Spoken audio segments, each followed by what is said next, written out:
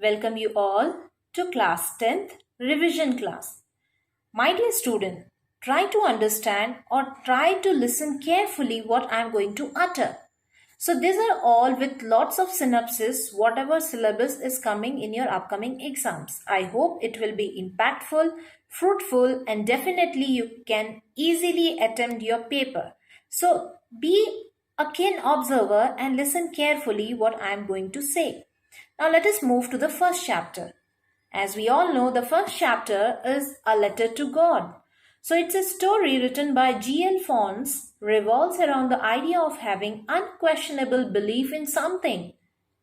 The story is set in a Latin American country, and Lencho, the farmer who is the protagonist of the story, writes a letter to God seeking help from the Almighty after discovering his entire crop yield destroyed by a devastating hailstorm.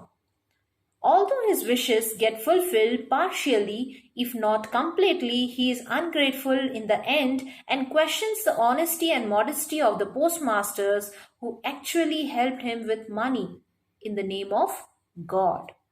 Now let us move to the next chapter, Dust of Snow. I know the words are not clear, but as I told you, my dear student, just pay attention what I am saying. As we all know, this is a beautiful poem, Dust of Snow, written by Robert Frost. So it illustrates the extraordinary, ordinary, curative power of nature and trivial things in life. Nature cures everything, whether it is awful mood or illness. The author is experiencing one such bad day when a crow's movement near Hamlock dusted snow upon him, and the snow instantly makes him happier, and his day gets stone better. And the supremacy of nature made him realize his problems are pretty. The fact that hemlock is poisonously combined with crow being the indicator of a doom and fear is utilized in the poem, because the career of happiness within this lifetime of the narrator is ironical, and the poet tries to spotlight that sometimes creatures linked with negative aspects of life often bring change and happiness. So being outdoors in nature with all its unpredictability can benefit anyone, anywhere, at any moment. Now let us move to the next poem, Fire and Ice.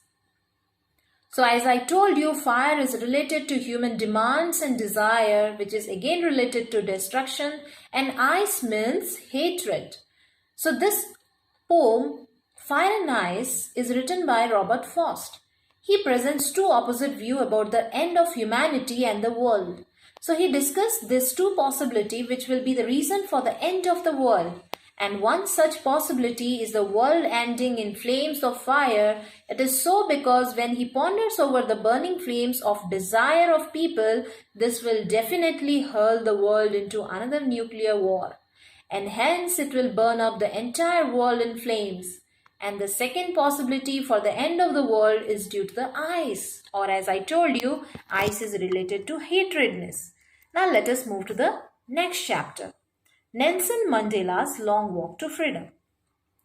It is an autobiography of Nelson Mandela, who was the former South African president, and this article for Nelson Mandela, A Long Walk to Freedom, this chapter is an extract from the Long Walk of Freedom book.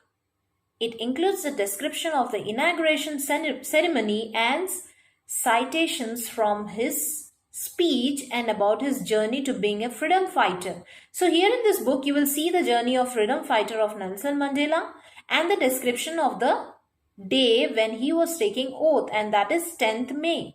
So it says about the other countless people who fought for their freedom, or the comrades. In South Africa, a brutal practice named apartheid, means the racial discrimination between black and white, was very popular in those days, and it referred to the discrimination between people on the basis of their race and color. So it was one of the most brutal societies in which dark-skinned people were deprived of their basic rights. So this lesson gives us an overview of the struggle of Mandela for making the society with no discrimination on the basis of their color, caste, race, age or gender. So I hope it is clear to all of you. Now the next poem is A Tiger in the Zoo, written by Norris. So the poem is talking about the life of a tiger inside a cage, in a village, and in natural habitat. So this poem is all about a tiger that is very beautiful and is walking in his little cage. He is confined to the concrete walls. So he is having beautiful strips on his skin and has velvet like soft paws. But he is not happy and he is quite angry in the cage. So the poet says that the tiger may try to hide behind the long grass, but here he is not able to do so because he is inside the concrete walls, that is cage. Actually, nothing is happening naturally. Here is in a strong case and so he is helpless. He cannot show his power to the visitors. Poet is describing the tiger as being powerless and agonized. And K's life has totally changed his personality.